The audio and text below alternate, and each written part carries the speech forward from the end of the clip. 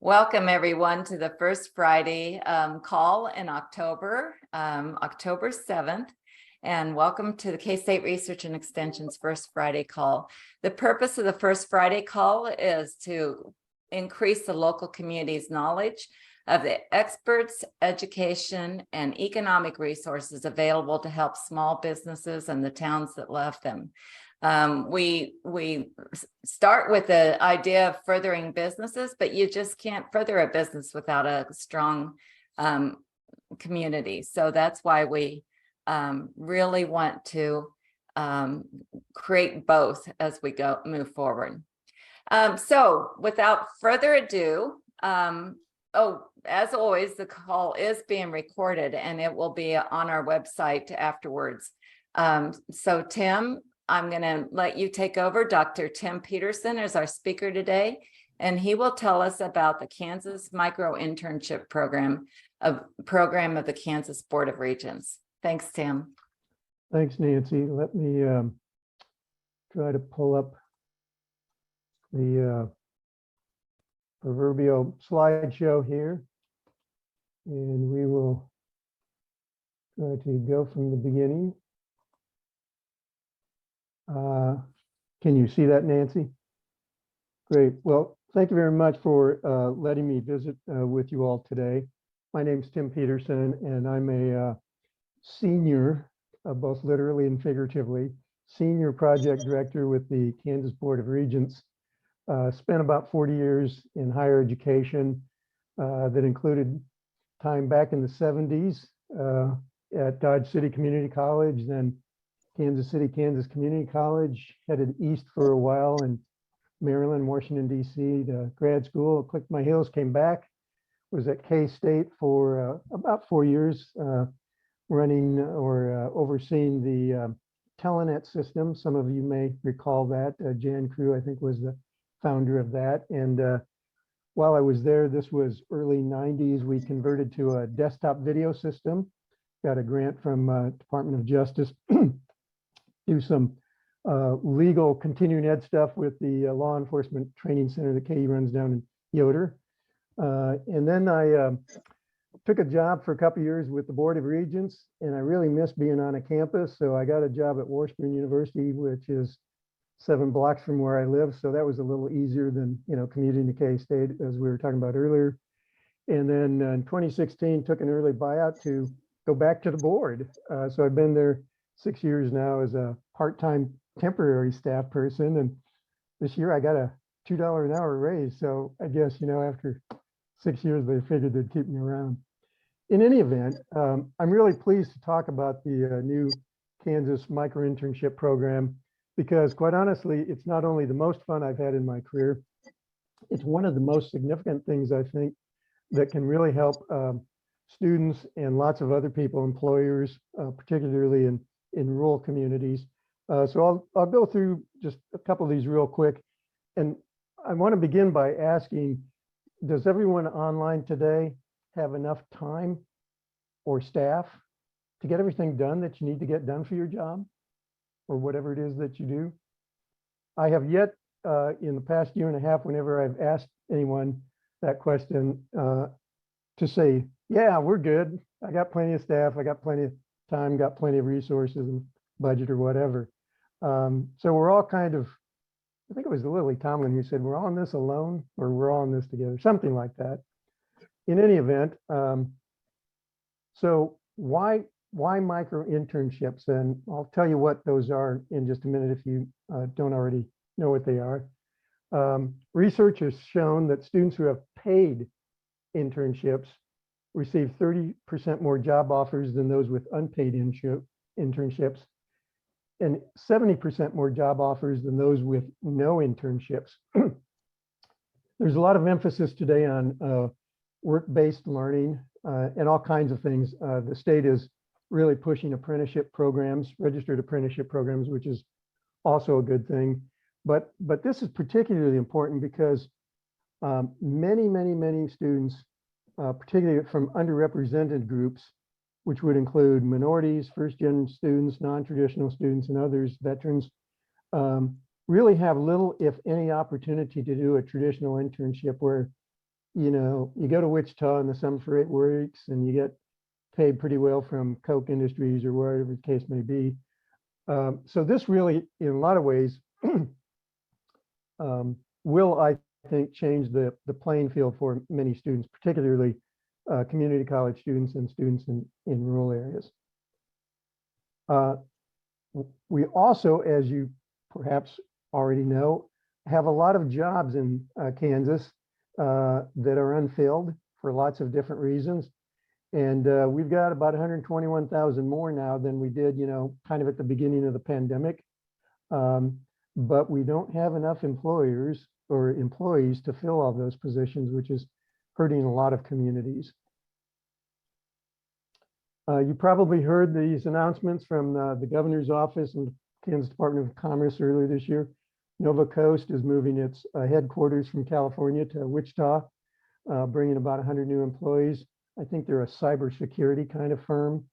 Scorpion Biological Services, Nancy, you know about this, moving into Manhattan. I think that's about a $650 million initiative that will involve not only K-State, but certainly Manhattan Area Technical College.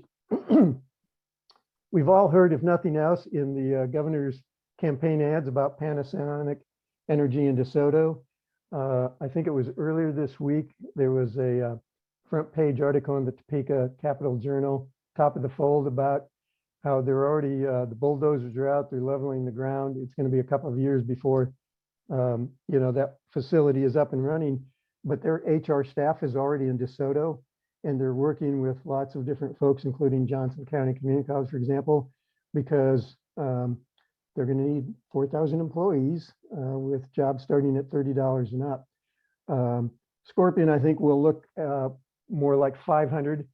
And even in Salina, I was out there for the Kansas Association of College and Employers annual conference earlier this fall. Salina, I think, is expecting over the next 3 years to add about 1,500 new employees. And like we were talking about earlier, housing is a huge issue, childcare is a huge issue, but finding people to fill these jobs is also a huge issue. So what are micro-internships? Most people have never heard of this. They're basically short, paid professional projects that college students can complete year-round, and many of them will do this during semester breaks or holidays, for a wide array of employers in such areas as business, community development, communications, finance, information technology, a lot of web development kinds of stuff. Human resources, good example of that I'll show later about Ford County updating their employee handbook. Had a micro-intern from Fort Hays help them with that.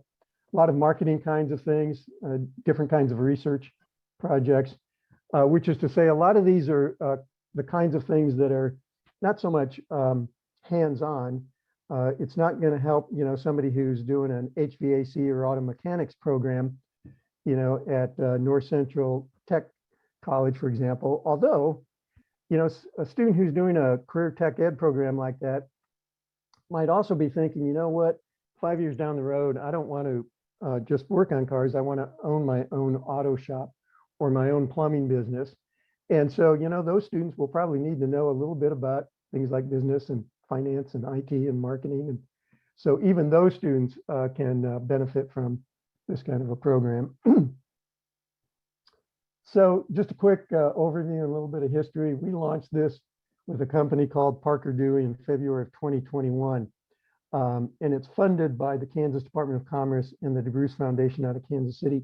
And I just have to say, the reason we even got into this, one of my special projects at the board office, I'm with the workforce development unit. I started with academic affairs, and then the Gene Redeker, the DP, went back to KU, and so they gave me to Scott Smathers, and Scott's been just as great to work with.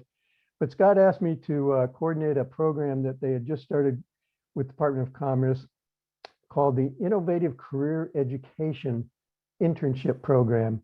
And over 3 years, it involved working with SE2, which is a sort of back-end office company that works with security benefits, a lot of annuity, pension kinds of stuff, and with another company in Overland Park called Ad Astra Information Systems, which has about 500 college clients around the country that does basically course scheduling. So in the course of those 3 years, we had a total of 18 interns, all from KU or K-State, 4 of whom were offered jobs, none of whom took those jobs. And so I just have to say it was a tremendous amount of time and effort, and these companies did a great job of onboarding these students. Traditional programs, you know, you come to work for 8 weeks in the summer and Commerce paid half the salary.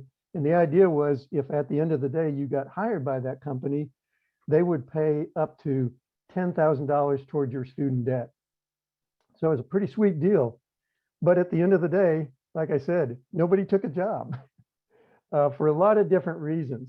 And it was at that point I told Scott, you know, there's got to be a better mousetrap out there.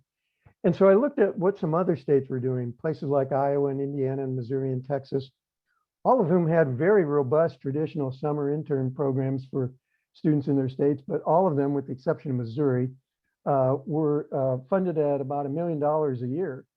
And I kind of thought, well, that's probably, you know, not going to happen here in Kansas. So what else is out there?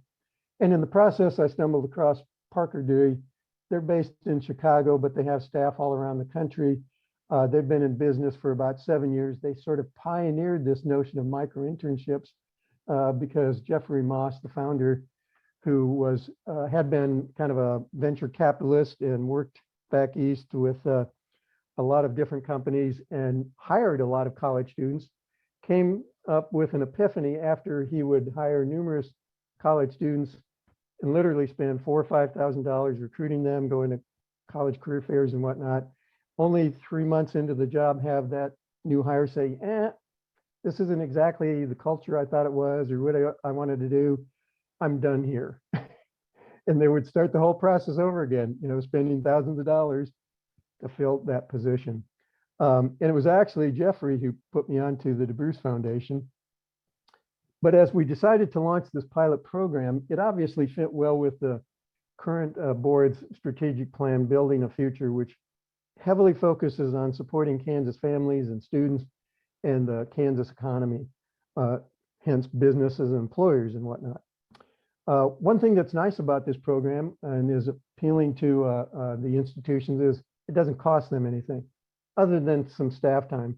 I have to say K-State and KU have done a really good job because, you know, they have really great career centers with great directors and staff who do a lot of this. Some of the regionals and the community colleges, they have, you know, maybe one person that deals with career services, that sort of thing. But as of October 1st, we had nearly 1,000 Kansas students from the 32 institutions who have registered for the program. 102 employers registered, which means, you know, it's about a 10-to-1 ratio. So we really need more employers. And we mean that in the broadest sense. That includes nonprofits, it includes entrepreneurs, mom and pop shops, LLCs, you name it. We've had 94 projects posted by those employers. 48 have been completed. The others are either on hold or didn't move forward. And just a little note here, 84% of the ones that have been completed have been done by female students, which is to say we got to get more of the guys involved with this. And lastly, this is the only state-sponsored micro-internship program in the country, but I suspect we won't be the only or the last for very much longer. It's open to all businesses, as I mentioned, nonprofits and entrepreneurs. If you're a business, and so I would encourage all of you, if you're looking for some extra help or to increase your pipeline before the day is out, to go to the website, which is just kansasmicrointerns.com. You can register in 5 minutes.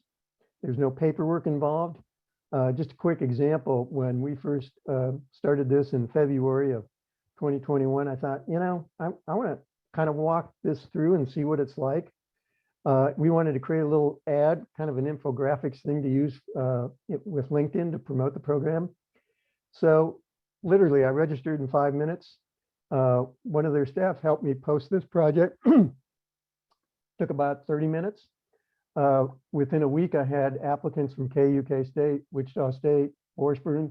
They were all really good.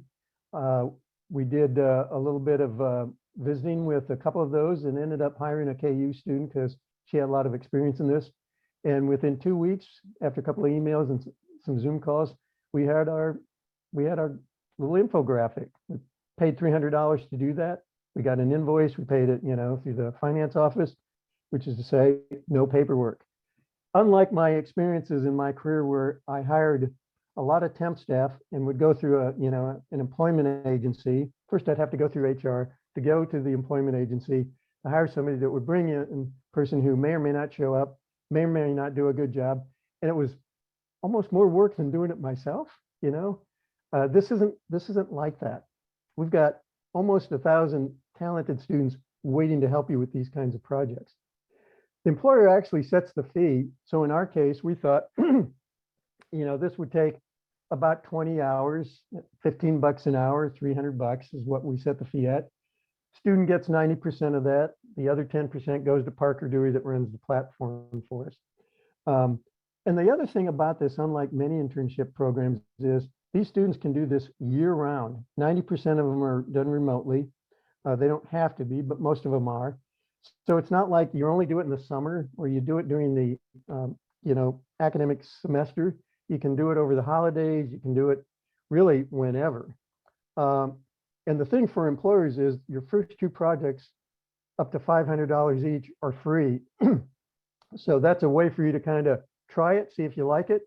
And we, like Parker Dewey nationally, that's worked with thousands of employers and thousands of students, have a 98% client satisfaction rate.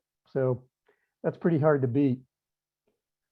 We begin our program for the students by, and we're going to start requiring this, but it was optional, to take the Debruce Foundation's Agile Work Profiler. It's a free career assessment tool online. It takes about 15 minutes to complete.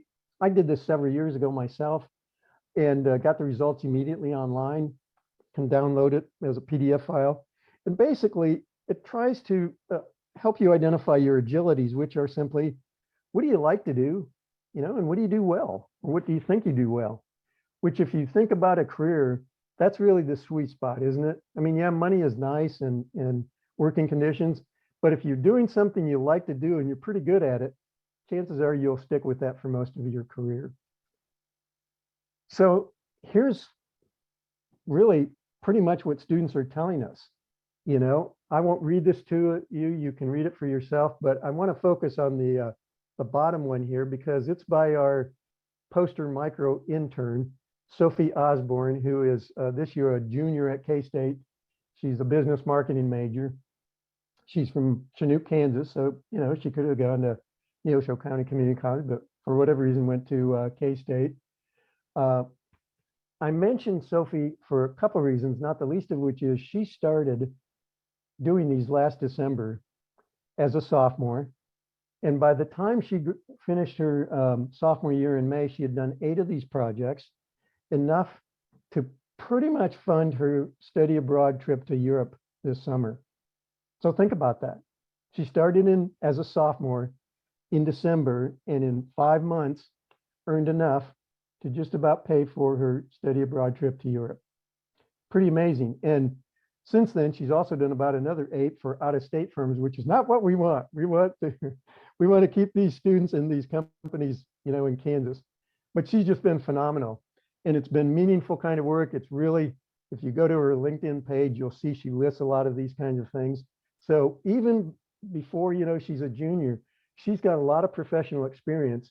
Unlike most internships that are traditional, which are fine. I'm not decrying those in any way, but they're typically, your junior or senior year.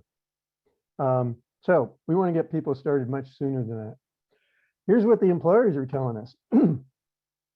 They're very impressed with not only the students and the quality of work, how easy the process was, how easy it is to kind of go through them, which is to say, for example, I'll go back to my example where we posted our project, in 30 minutes, and in less than a week, I had 4 applicants. You can sort those applicants by state, by institution, any number of different ways, or simply by, we'd like you to kind of just look at Kansas students, particularly those at the 32 public institutions. But it's not like you're only going to see candidates who have actually applied for your project. You're not going to see dozens of resumes or whatnot. And one of the things that every student has to answer when they apply for a project is, why do you think you're a good fit for this project? And that's really probably the best question that employers use to vet candidates. If a student says, well, I got some extra time or I need to earn a few more bucks, that's probably not a really good candidate, although those are certainly valid reasons. But if you have somebody like Sophie who says, well, your company is close to where I grew up and it's the kind of work I'm interested in doing in a career, and here's the kind of things I've done before, that's the kind of person you want to hire, right? Anyway, it's easy to do. I hope you'll try it. So here's a couple of examples of the Kansas companies that have benefited so far. Zenotech is a Kansas City drug research testing company, 200 employees. Adams Brown is a CPA accounting firm. They're actually based out of Wichita. I think they have 8 offices in Kansas, including one in Great Bend. Excuse me, 11 sites, not 8. And the Great Bend office is one of those that Sophie did a project for. River City Engineering is in Lawrence, small operation. Dickinson County Economic Development in Abilene, even smaller. The director there is now with the Flint Hills Area Economic Development Association down in Emporia. Spirit Aero Systems in Wichita is our largest, 16,000 employees. Gordon Parks Museum in Fort Scott, I'm not sure how many they have in Ford County HR department in Dodge. The HR department probably has 2 or 3 people would be my guess. So, you know, it's pretty much everybody, anybody who needs some additional help can benefit from this. Let me show you just a couple of examples of some of these project descriptions. This is, you know, what people post and that students actually will see. And I'm starting with Zakisui or Zenotech that I just mentioned, company out of Kansas City.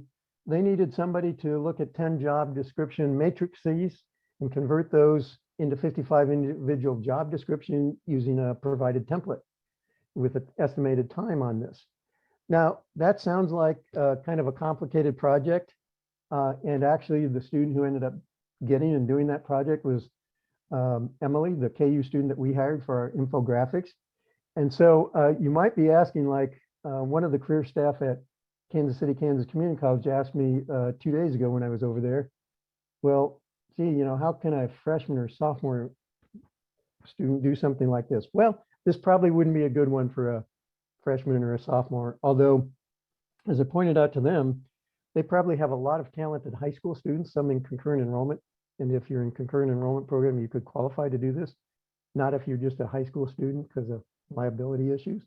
But I said, you could use this as a recruitment tool for some of those really talented high school students in USD 500 who may already have some of these skills.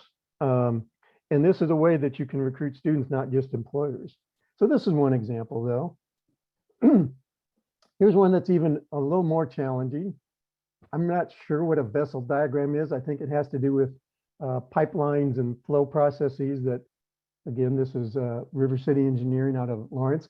I'm not sure which student they ended up hiring. It was probably a KU engineering student, so probably not a freshman level kind of project.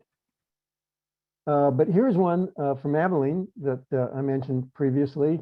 They wanted somebody to help do some social media calendar postings for a capital campaign.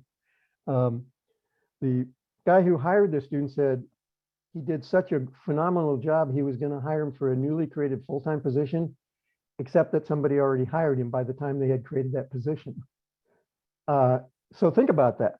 We had another student, Emma Tibbetts, I believe was her name, who last summer between her junior and senior year, not this last summer, the summer before, did a project for a medical device marketing company that was such a wonderful job that at the conclusion of that summer project, just that project, it was probably a 40, 50-hour project, they offered her a full-time job when she graduated last June, and she took it. Unfortunately, that company is in Memphis, Tennessee. So we lost another one. Emma's in Memphis, but again, that was based on one micro-internship project. She landed a full-time job that I'm guessing pays quite nicely. This is the kind of job or project, though, that a social media calendar. I'll bet a lot of freshmen and sophomore students who are adept at social media. I am not. I don't do Facebook or Instagram or Twitter or any of that stuff because I'm a senior, as I said earlier. But a lot of people could do that. They don't have to be a junior or a senior in college. Here's the Dodge City or Ford County one that I mentioned, where they help them update their employee handbook. Now, I have to tell you two things about this. First of which is the person who oversaw this project told me they were so amazed with this Fort Hays student that she found things and suggested things that their staff never would have thought of. And I thought, well, how complicated could an employee handbook be? And until I looked it up, because it's online, it's like 200 pages. I mean, you know, everything from benefits and compliance kinds of stuff and retirement plans. I mean, it's your typical kind of complicated employee handbook. But they had a Fort Hays student who started at Colby Community College do some stuff or find some stuff that they hadn't even thought of. Last but not least, have you ever wanted to be a mystery shopper?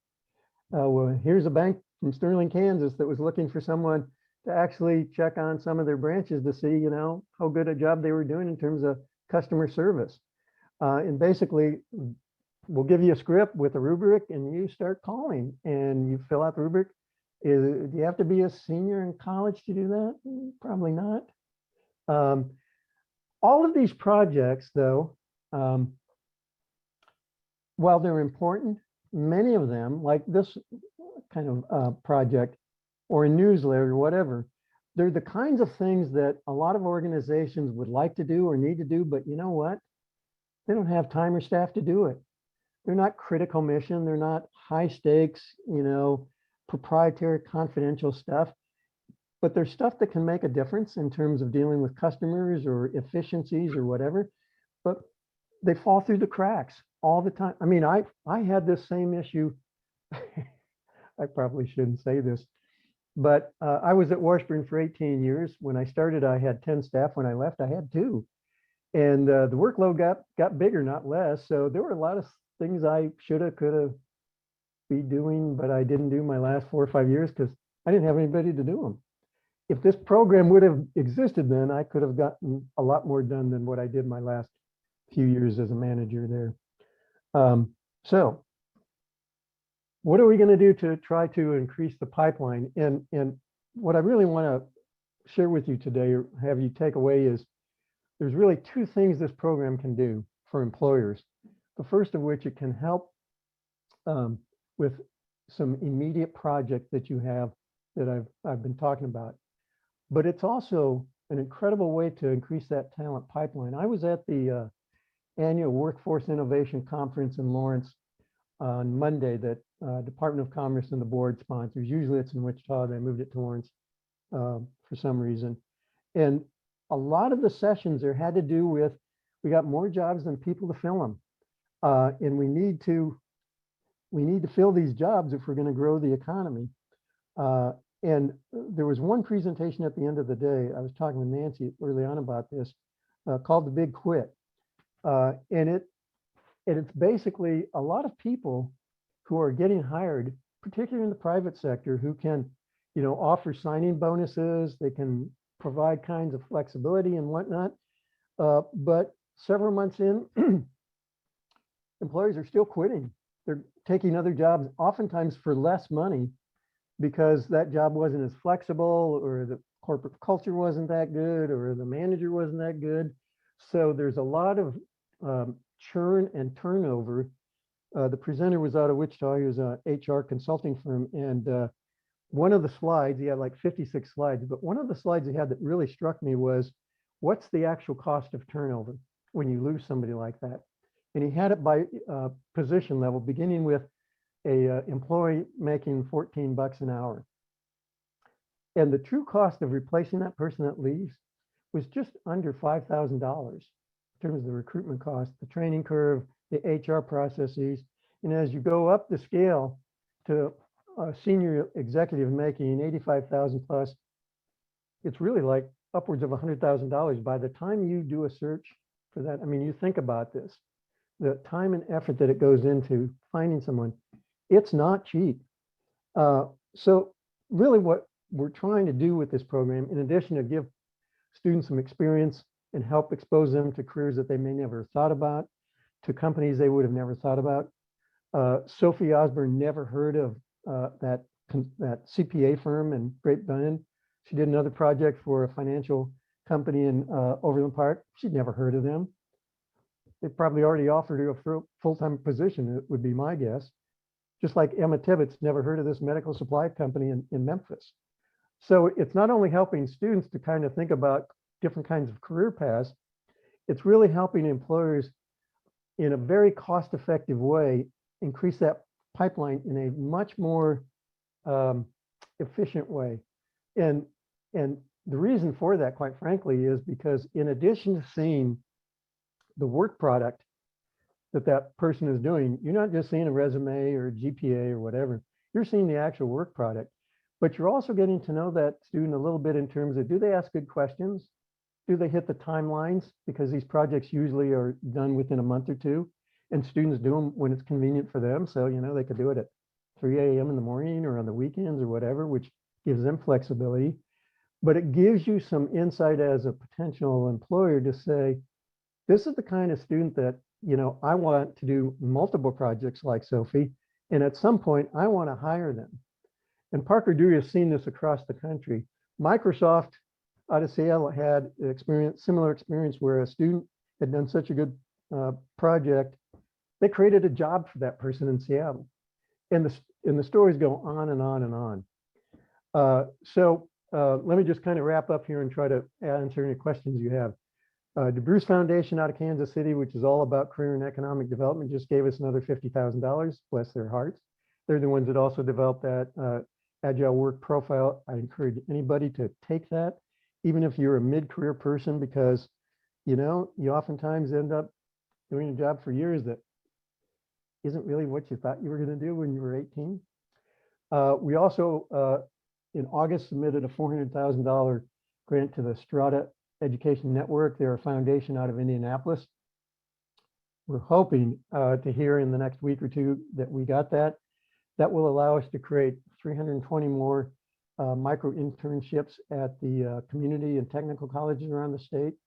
I can tell you, when I worked at Dodge City way back when, we really had very few internships to speak of. The ones we did were unpaid. Yeah, you had practicums in some of the career programs, things like nursing and whatnot. But my guess is today you still have very few paid internships in many of those two-year institutions and in those, particularly those rural colleges, be it Colby or, Arc City or Dodge or Garden City or wherever. So that grant will help us really more fully engage those two-year institutions over the course of the next 2 years. And in fact, this has been effective enough that the board itself has included in their unified appropriations request for fiscal 2024 a lot of money. They're asking for $250 million on top of their existing funding. That's maybe a little pie in the sky. And within that, they're asking for an additional $24 million in student financial aid, some of which will go to expand the micro-internship program. How much of that, I don't know. It's, got to go through a lot of steps, including the governor's office and the legislature and whatnot. But let me finish, Nancy. I'm going to try to do the video here, see if that will work.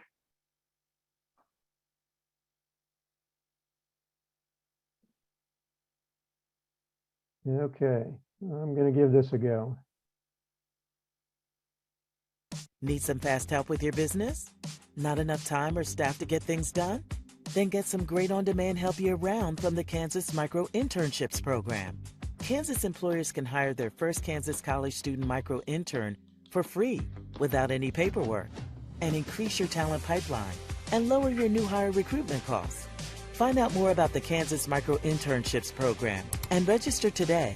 Search for Kansas Micro-Internships on your phone or PC. Okay. Yeah. That worked great, Tim. I'm really struck. I'm just jumping in. I'm so excited. I'm really struck by the opportunity to get young people's input into our projects. How many times do we, as people of a certain age, try to guess how to appeal to the younger market, and we don't have any venue for doing that. And so that seems like a really exciting opportunity to me. Well, I thank you, Nancy. I agree. And I have to just say the video that you just saw, we actually ran that during March Madness, only in the Topeka market, and got a lot of traction with that. We don't have a lot of funds for promotion, but Cox Media has been a great partner with us, and we're hoping we obviously built some funding in that $400,000 Strata grant. But word of mouth is still effective as anything. I'm getting the sunshine on my face here. But you can tell I'm excited. This is the most fun I've had in my 40-year career. And it's just absolutely essential as we move forward with the changing economy that we give these students, and they're not all young students, but a lot of them are, the opportunity to get some exposure to, real world work, particularly in rural areas. Because a lot of those students, I mean, they want to stay in rural areas. Tim? Yeah. Oh, sorry. I have a question related to the young students question. Is this available only to undergrads, or can graduate students also participate as interns? Actually, it's our program is restricted to undergraduates, but if a student is interested, even a grad student, you can register with Parker Dewey. Just Google Parker Dewey out of Chicago, and you can actually sign up through their platform and look at positions all around the country. A number of institutions do engage graduate students. My own feeling is that really undergraduates, particularly freshmen and sophomores, we really want to engage these young students to realize, I'll use the example of you live in Scott City, and you want to stay in Scott City. Maybe your parents own a farm and have for generations, and you want to somehow get involved and stay there. Here's a way you can do that without having to move to, Topeka or Wichita or Kansas City or out of state. Yeah. What other questions? And I welcome, if you feel comfortable, I welcome you to unmute and ask your question yourself. And this is the time, if you have the ability and the background allows you to, we'd love to see your faces and get to know who you are as well. So unmute or send me a message and I'll ask the question.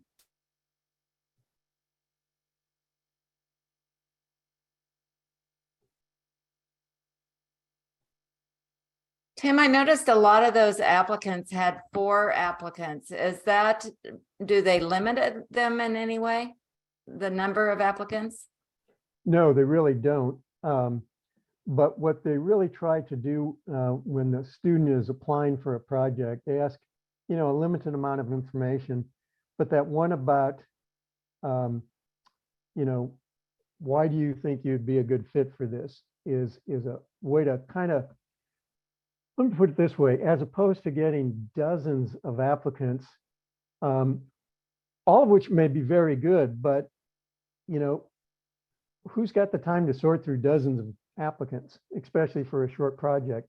So one of the things that's really nice about the Parker Dewey system is it kind of cuts through a lot of that. So you can quickly identify somebody who's not only interested in your project, but probably has the skill set to do it. And again, the reason I showed some of those different projects is the skill set, can be quite varied. If you're doing something for River City Engineering, it's going to be probably an engineering student. But if you're doing something, for that bank, you really can be any major, and you don't need a real big skill set. It also gives, I think, students the opportunity to not only hone their skills, but to expose them to a whole lot of different kinds of career options that they never would have thought about. Mm-hmm.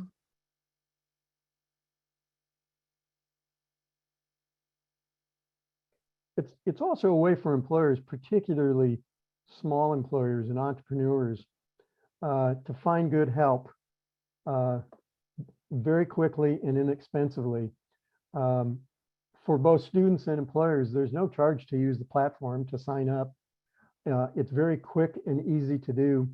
I gave you just, a handful of examples to kind of show the diversity of what it is that employers are looking for. But unlike going through, and this isn't to say that we're trying to put temp agencies out of business or to compete with them, but those of you who have worked with them, as I have in the past, it's a lot of work just to go through a temp agency, and it's kind of expensive, and the results aren't always that great. And as I mentioned early on, one thing that's kind of nice about this is you define the project in terms of what you think the number of hours will be, anywhere from $15 to $20 an hour, and boom, that's what the student gets paid, or 90% of it, and 10% goes to Parker Dewey to run the platform. So it's pretty simple, it's pretty quick and easy to do, but it also is pretty effective. Yeah. Tim, we've got a question. Jackie's got a question. Thank you. Tim, I'm Jackie Beckman, the Executive Director for Next Generation Roundup for Youth in Lenora, Kansas. Just a quick question about, are the employers through your program putting the student on their own payroll? Great question. Thank you for asking. No, the way this works is Parker Dewey is actually hiring them as a 1099 employee. And so you don't have to deal with any personnel or paperwork or anything. You basically, what you do is you sign up, and then you post a project, which is pretty easy to do. And then usually one of the staff, tends to be a guy named Jordan Goldberg, will follow up with you, as he did with me when I post the project, to tweak what it is, your project description, what you're looking for, to kind of fine tune that. In the case that I gave you, where we were looking for basically an infographic to use on LinkedIn, that was maybe a 15-minute conversation that helped me kind of fine tune that, because they'd had literally hundreds of employers around the country who had already done that. So then it gets posted, and as I say, I think it was within 4 or 5 days, I had 4, applicants, and I kind of sorted through those, and I picked Emily from KU, and we had a couple of Zoom conversations, and then I got an invoice, at the end of the day, paid the invoice, and then Parker Dewey paid her 90% of that. So Tim, thank you for going over that again. And Jackie, good question. One of the things that I heard you say, because when I was looking at the job descriptions, I wondered if you had any insights about how to make them more appealing or how to make them more clear. Is it Jordan that's going to do that automatically? Yep. Is coach you through that? Yep. Once you create an account, and literally, it'll take you 5-10 minutes to create an account. You don't have to provide a whole lot of information. And then when you post that initial project, or you submit a project, Jordan will probably reach out to you within a day, if not sooner, and try to explore a little bit more what it is you're trying to do and craft the description of the project. And then it gets posted, and you start getting the applicants, and they're pretty short. They have to, answer one question, as I indicated, but you can ask some other questions if you want. You can ask to see if you want, a resume or whatnot. That's really kind of up to you, but the idea is to make it painless and quick, to get you the help that you need for some specific projects. And specificity is really key to this. You don't want some open-ended long-term thing. Most of these are done anywhere from about 10 to 40 hours. But as I mentioned, the student that has done a number of these has done several for the same employer. And if you want, say that student does a great job, you want to hire that student on your own, go ahead and do it. There's no fee that you got to pay Parker Dewey or anything like that. You can work with them directly, and you can hire them as you want, if you want, as a 1099 or as a part-time person, or ultimately, as a full-time employee. So it's really, it's designed to get you good help for some relatively low stakes projects initially, stuff that you just don't have time or staff to do. And if it's done well, you can keep going back and hiring that person again, either through the platform or on your own, or eventually as a full-time employee, as some of the examples I gave you earlier on. I don't know. Does anybody else have the feeling this might be just too good to be true? No, I'm not. I'm teasing you. It really does sound like a no. Everybody wins. What questions do you have? Ron, did you have a question? No, but I'm thinking of entrepreneurs just starting out. They've got so many different things that they're trying to do, and maybe they need help in a specific area. Maybe it's just getting a storefront set up or something like that. That would involve obviously physically available to that location. But another approach is bring the person in to help with getting things ready for Christmas. And you can decide if you want to continue on from there. Thank you. Well, but these are all remote jobs. They don't have to be. They don't have to be? They don't have to be. About 10% of them are actually, the student comes into the office or you meet them wherever it is convenient. But 90% of them are remote, just because the nature of the project lends itself to being done kind of independently, if you will. There's obviously some communication that goes on and some checkpoints. For example, when we did the one for LinkedIn, our infographics that the student from KU did, I probably had 3 or 4 conversations either with Zoom or email. She would send kind of a draft and I'd say, can you tweak this or can you do that? And it couldn't have been simpler. And we've continued to use that, from day one. But you can, probably a good example of this is if you're in Wichita or Kansas City and, you're a few blocks down the street or whatever, sure, you can get together face to face and have them work on that project, but it doesn't have to be. I'd like to put somebody on the spot. Scott Sewell, thank you for joining us from Kansas Main Street. What opportunities do you see as you think about promoting this to Main Street people? Well, thanks, Nancy. Sorry, I'm not able to be on video. That's all right. I think there are always opportunities in our local Main Street communities to look for help for specific projects. Oh, we're having trouble hearing. Can you get closer to the speaker, or are you? Yeah, I'm not sure what's up with it. Okay. But yeah, I think there are always opportunities in our Main Street communities for finding help for short-term projects. Most of the time, they don't have the budgets to hire a full-time staff person, so this would be a great opportunity to find help when they need it most. They prioritize the projects that they really need that help with, and get the help and move on. Do it full time. I think this is a great opportunity for us.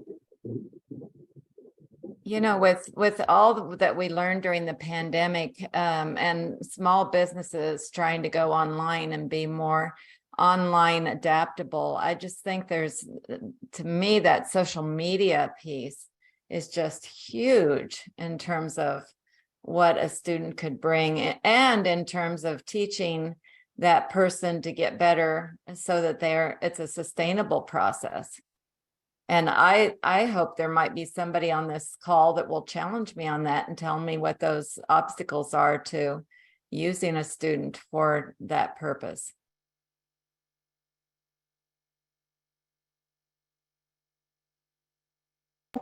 Well,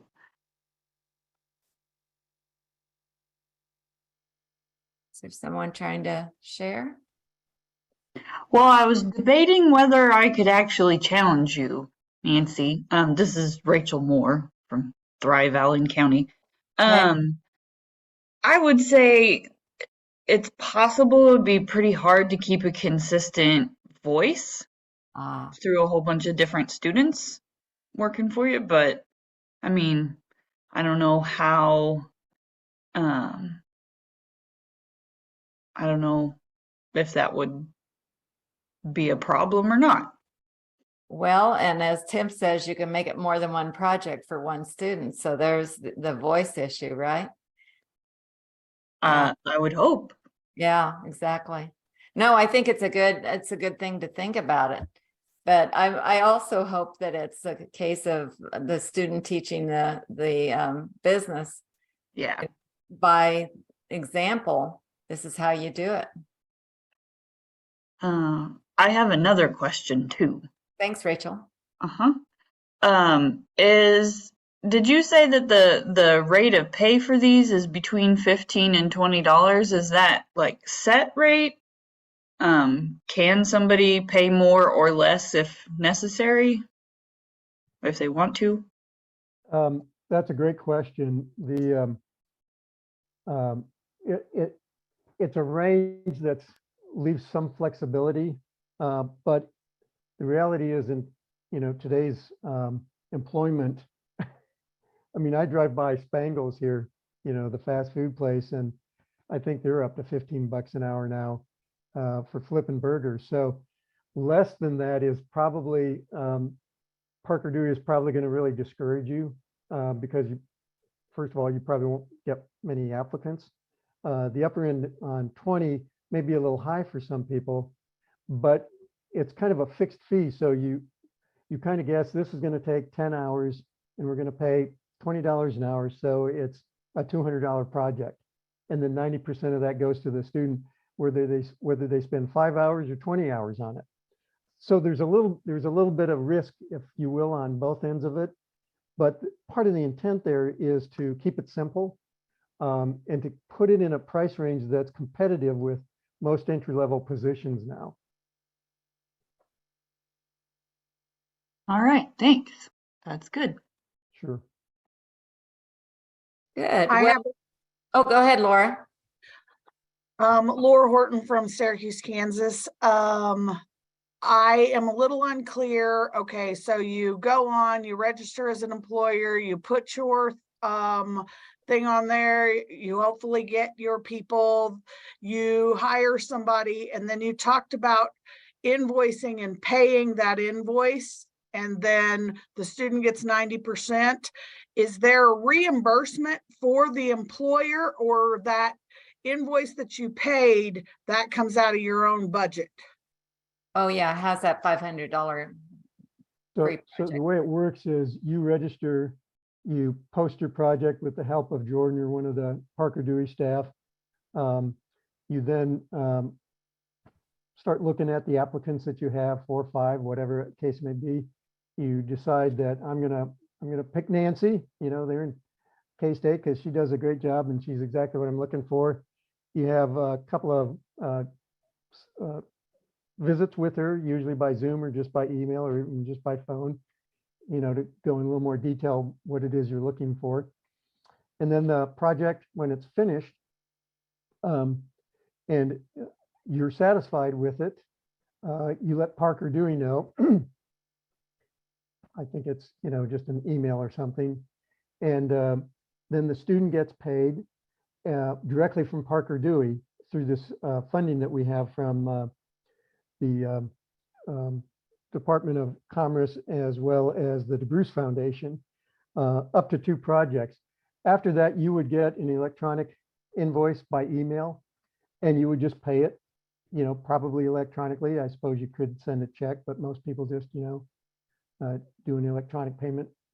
And so it's about as simple as can be in today's world.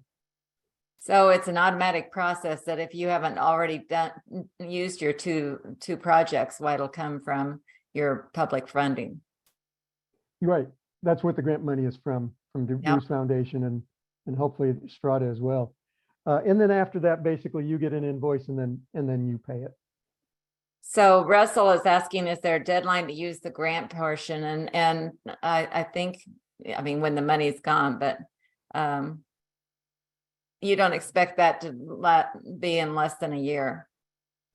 We're hoping, well, as I think I mentioned, the Board of Regents has included this for their fiscal 24 budget request.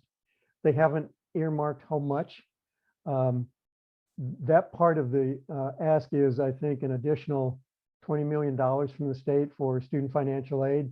My guess is they'll probably target $500,000 to $1 million for fiscal 24 as a beginning point. You know, I'm not sure if I answered the question. In short, you hope that it'll be ongoing. Yes, absolutely. Yeah. I mean, really, if you think about this, and I mentioned during my career, we used employment agencies here in Topeka and elsewhere. And I don't in any way want to say anything negative about, you know, working with the temp agency, but that in and itself is a fair amount of work. Yeah. Usually you got to go through your HR office and your budget process, or if you're a small business, maybe you just go straight to the agency and they've got their paperwork and whatnot. This really, I mean, it couldn't be simpler to do. You've described that very well. I'm gonna thank you so much. And yeah, that's really valuable. I hope you just get inundated with employers and jobs for these Kansas students who are so deserving. So next month, we have another great program, and Leanne Saylor is here from Network Kansas to promote and tell us what she's going to talk about next month. Hi, I was just going to mention, I've used Fiverr before, which sounds like the same kind of program, but you go international and things with people. And I think this sounds a lot better. So I'm really excited about this. But as far as mine next month, I don't even remember what you called it, Nancy. I'm sorry. I called it no budget. I think you gave me this idea. No budget marketing. Oh, well, maybe little. Okay. Yeah. So if you've worked for a nonprofit in the past, or like I worked with economic development for about 15 years and realized that sometimes you need to do something and you have absolutely no budget to do it, just nothing. So you kind of get real creative about ways to market things and ways to things to bring up when you're visiting with a radio station on how you can help them if they help you, and how you can cross market with other businesses and things. And so over the years, I've kind of made a list of some of them. Some of them may be too, you know, you may think you don't have a budget when you only have 20,000 for something, but honestly, there are groups that have, when you say do it and you don't have a budget, I mean, your budget might be $10. And so it may not be for everybody, but I thought I would share some of those. I've done it before at some other presentations, and I think I can remember them all.